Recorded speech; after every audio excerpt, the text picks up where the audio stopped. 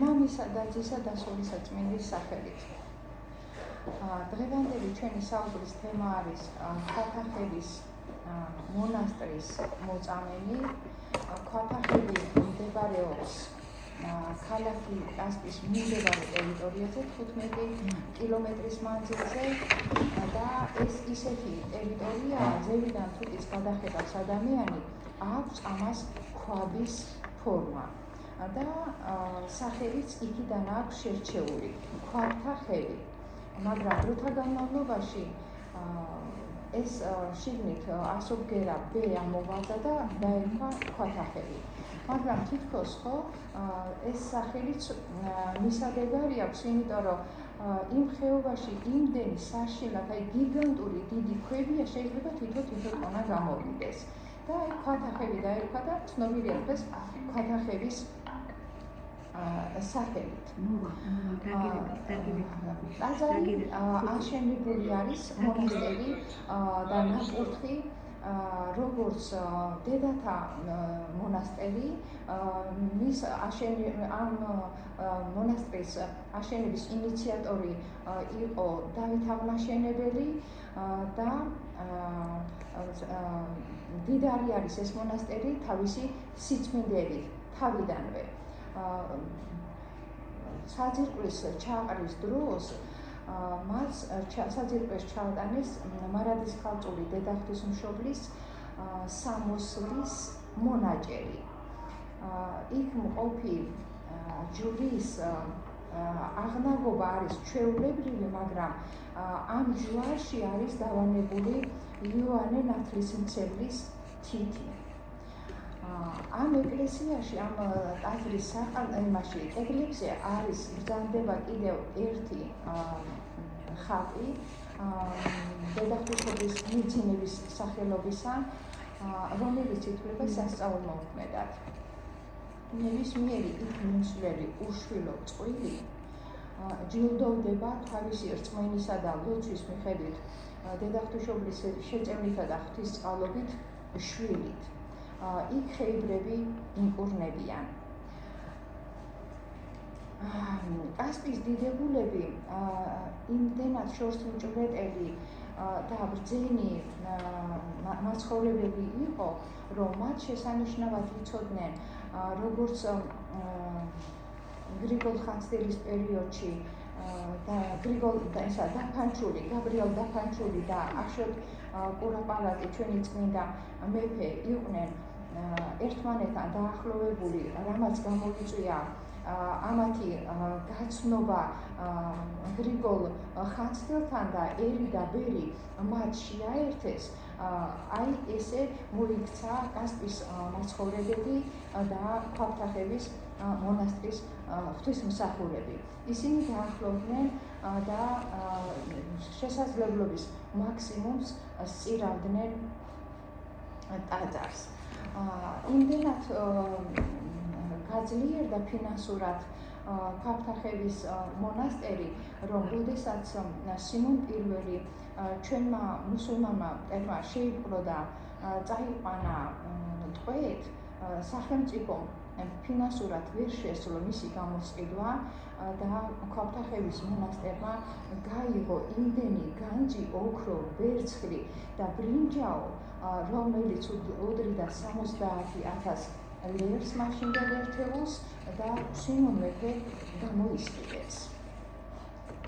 აი ამ პერიოდში მონასტრის წინამძღვარი არის იოანე ავალიშვილი. იოანე ავალიშვილი ერისკაცობიდან მოყოლებული იდგა სწავლა-განათლების საქმეში. მას სანამ ის ფეხს გადადგავდა ღვთისმსახურებაზე, მან თავისი ხელით გადაწერა ვეფხისტყაოსანი და სათითაო გვერდი გააფორმა. ის იყო კარგი კალიგრაფისტი, წიგნობარი, ხატვარი. როდესაც უკვე ჩაუდგა სათავეს მონასტერს, მარადის ქალყისა ბოდიში ქეთევან დედოფალმა დიდ მოწამემ სთხოვა მამა იოანეს გადაეწერა ის არსებული ლოცვები, რაც კი იმ პერიოდში გააჩნდათ და რითიც რის დახმარებითაც ლოცულობდნენ. მამა იოანემ თავისი ხელით ყველაფერი გადაწერა და რაც დასამატებელი ჰქონდათ, ხომ მოიძია სხვადასხვა ბიბლიოთეკებიდან და შეავსო ეს ლოცვები და დაუჯდომლები და აი ეს უკვე ამ ყველაფრით შექმნა მან ბიბლიოთეკა. ბიბლიოთეკა იყო ძალიან მდიდარი, იქ მწიგნობრები წიგნებს წერდნენ და ასევე თარგმნიდნენ სხვადასხვა ენიდან სულისთვის სასარგებლო ლიტერატურას. აი ეს პერიოდი, როცა რა ამბავსაც ახლა მოგიყვებით წმინდანების შესახებ, ხო? აი ამ წინა პერიოდში მეფობდა ბაგრატ მეხუთე. ბაგრატ მეხუთის მეფობის დროს თემურ ლენგი 7 გზის შემოესია საქართველოს. ბაგრატ მეხუთე მთლიანი საქართველოს მეფე იყო და თემურ ლენგი პირდაპირ ქართლს ეცემოდა და ეს ქართლი თითქმის აღგვილი ჰქონდა მიწისაგან პირისა. ერთ-ერთი შემოსევის დროს ბაგრატ მეფე თავის დედოფალთან და დიდებულებთან ერთად წაიყვანა ტყვედ. ტყვედ წაიყვანა და როგორც ყოველთვის პირველი მათი განაპირები იყო, რომ მისცემდნენ განძს მეფეს და ისევ სტატუსს დაუტოვებდნენ და შემდეგი იყო მოთხოვნა უკვე და ეს იყო ჯვრის შეცვლა. ბაგრატ მეფე ძალიან განიცდიდა იმ ამბავს, რომ საქართველო იყო ზედმიწევნით აოხრებული, მეფის გარეშე დარჩენილი და ამის შემდეგ ხალხს რა ელოდა. დიდი ლოცვისა და ღმერთის წინ მუხმოდრეკილი ლოცვისა და თხოვნის შემდეგ თავის დიდებულებთან ერთად მიიღო ის გადაწყვეტილება, რომ ვითომ შეიცვალა სარწმუნოება, მოქცეულიყო ისე თემურლენგთან, ოღონდ ცოცხალი უკან დაბრუნებულიყო, რომ საქართველოსთვის მიეხედა. თემურლენგმა გამოატანა 12,000 სპა, რათა ქართველების გამოსულმანებაში დახმარებოდა. გზაზე ბაგრატ მეფემ თავის ძე გიორგის ლაშქართან ერთად შეუტია მტრის სპას და ადგილზე გაანადგურა. რა თქმა უნდა, ეს არ მოეწონებოდა თემურლენგს და შემოესია ქართლს. მთელი ქართლი ააოხრა და მისი ძირითადი ნაბიჯი იყო იმაზე, რომ მას აეოხრებინა აი ის ჩვენი სიწმინდეები, რა სიწმინდეც არ გაყიდა ბაგრატ მეფე. მიადგა ქვაბთახევს. ქვაბთახევის ღვთისმსახურები გარეთ დახვდნენ. ჯერ მოხუცები და უძლურები ხმლებით დახოცა. შემდეგ მღვდლებს, ქალწულებს, მოწესეებს, ბერებს, ყველას ეჟვანი შეაბა ხელზე და ისე დასცინოდა. და აი ბოლოს უკვე წაუყენა და ნაპატიად ყველაზე პირველ რიგში ის უნდა ნეთქვა, იმის პირველი ნაბიჯი იყო მონასტრის გაძარცვა. აღნიშნულია ისტორიაში ისე, რომ მათ ჭურჭელიც კი გაიტანეს მონასტრიდან. ხო და წაუყენეს საკითხი, რომ უნდა მიეღოთ უკვე მუსულმანობა. წინააღმდეგ შემთხვევაში ცოცხლად დასწვამდნენ. რიგი დადგა, ისე შედიოდა ყველა იქ მყოფილი ცოცხალი იყო დარჩენილი მონასტერში. მათ ზუსტად იცოდნენ, რომ მონასტერში რო შევიდოდნენ, იქიდან ცოცხალი აღარ გამოვიდოდნენ, ვეღარ გამოვიდოდნენ. მართლა რამხელა რწმენა უნდა ჰქონიყო ადამიანს იმისი, რომ აი გადააბიჯებდა ნაბიჯს და გადასტამდა ნაბიჯს და უკვე იცოდა, რომ აი იმ ზღურბლის იქით იყო ქრისტე და შეუერთდებოდა ის ქრისტეს. გაშმაგებულმა მტერმა, რომ დაინახა ქართველი ხალხის ესეთი რწმენა უფრო და უფრო შეშას უმატებდა გარშემო მონასტერს. დაუკეტეს ტალები და წაუყიდეს ცეცხლი. აი ესე ცოცხლად დაწვა თემურლენგმა სულ 300 ადამიანი იქ. ზოგი დაჩეხილი იყო და ზოგი კი ცოცხლად დამწვარი. დაჩეხილი უფრო ცოტა იყო, იმიტომ რომ ისინი მოხუცები და ხეიბრები იყვნენ და დამწვრები უფრო მეტი. აი ამ მონასტერში დღემდე არის იატაკი, სადაც არის მოხაზულობა დამწვარი ადამიანის სილუეტისა, ფორმისა. 4 წლის განმავლობაში ამ მონასტერში არ უშვებდნენ ქალებს. და რამოდენიმე კილომეტრში 4 საუკუნის განმავლობაში ბოდიში და რამოდენიმე კილომეტრში მღვდელმსახურებმა კასპისა ააშენეს პატარა ნიში და ქალები იქ მიდიოდნენ სალოცავად. და მამაკაცები მონასტერში შედიოდნენ, ოღონდ შედიოდნენ ან ფეხშიშველი, ან კიდევ გამონაცვალი ფეხსაცმლით. აი ესეთი ისტორია აქვს ქვაბთახევის მონასტერს. და მე გამორჩა კიდე აი ამ მონასტერში დაიწერა ჯვარი ლუარსაბმა სააკაძის დასთან ერთად. ისე რომ ძალიან ბევრი საქმელია იმ დროში, რაც ჩვენ გვაქვს, ხოლო თავიც არ შეგაწყინოთ და მოკლედ გამოვივიდეს მოყოლა, აი ეს შემეძლო ჩამედია. აი იმ პატარა მონაკეს თუ გინდა ფლექსად წაგიკითხა, აი ბოლოში. ხო, დაიწყე, მადლობა რომ მომდები. ეს ხომასი. მაგისი ხო.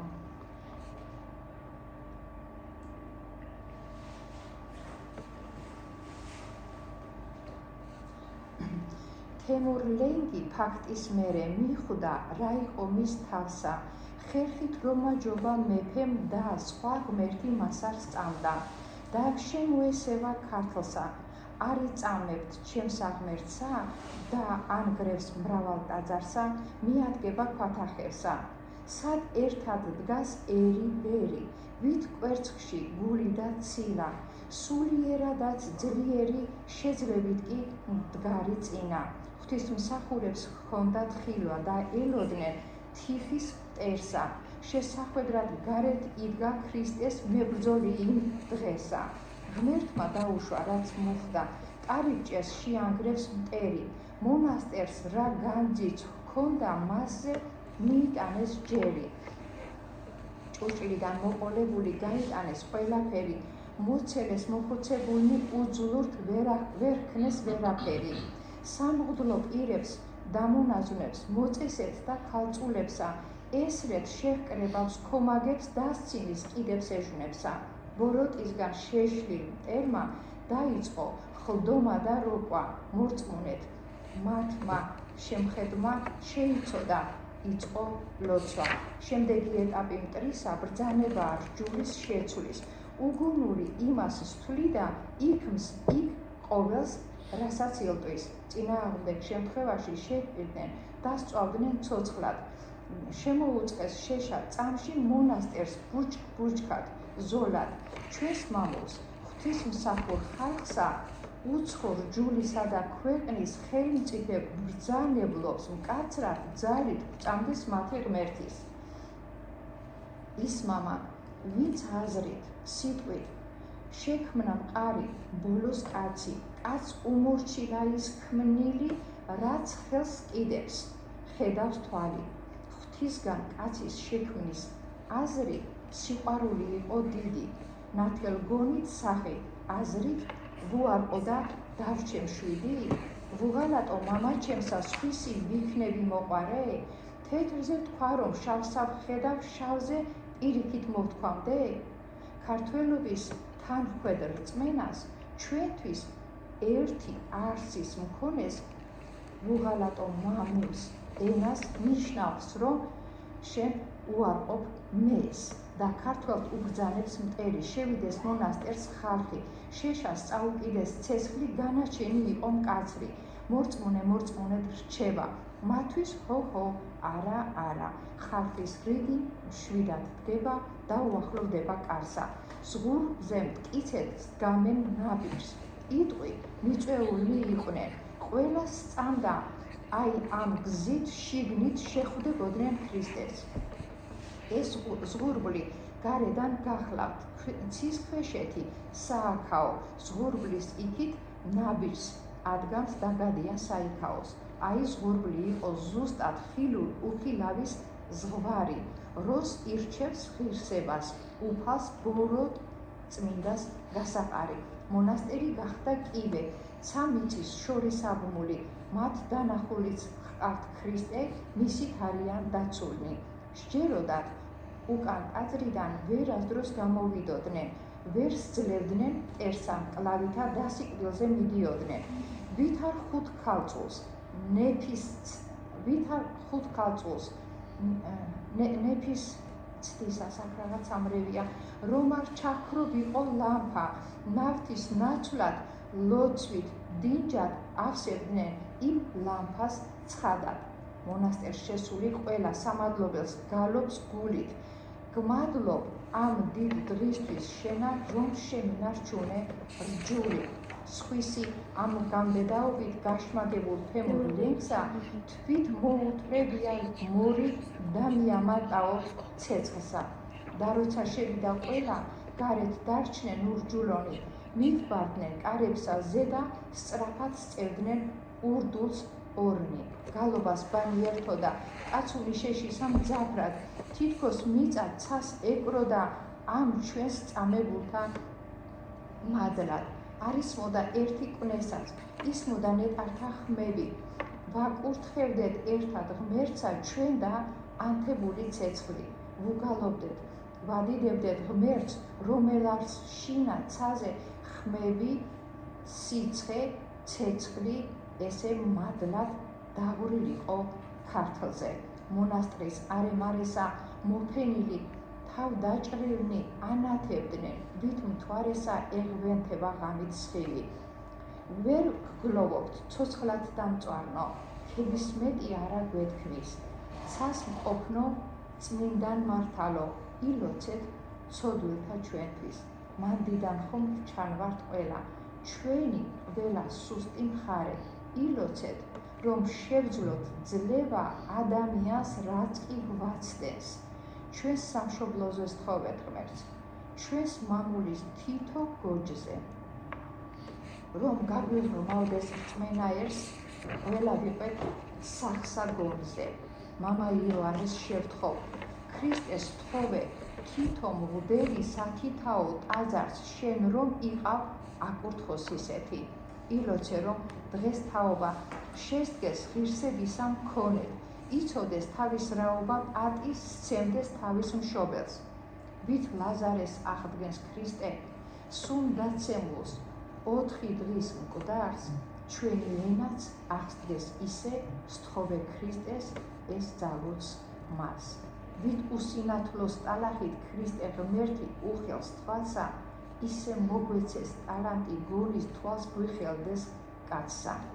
ვით ბეთესდას აუზთან კაცს 38 წლის ავარც, მის რწმენით ჰკურნავს ქრისტე და იოანე ჰყვება მართალს.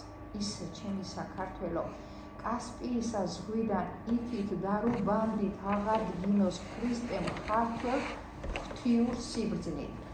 ვით ნოეს დროს წარღვნით მთელი დედამიწა იწმინდება, სუფთა გული, სული წრფელი, ისე განგვიახლოს ღმერთმა. ვითარ ნინეველი ხალხი აიცდენს ღმერთისა რისხვას, ჯვალოს ჩაცმით, კაცრი მარხვით, გული დიდ სინარულს მისცა, ისე ქართველიერიცა ქრისტესკენ მოვიქცეთ ერთად. ქართველ ლაზარეს ენითა ვადიდებდეთ ჩვენს ღრმა ღმერთსა.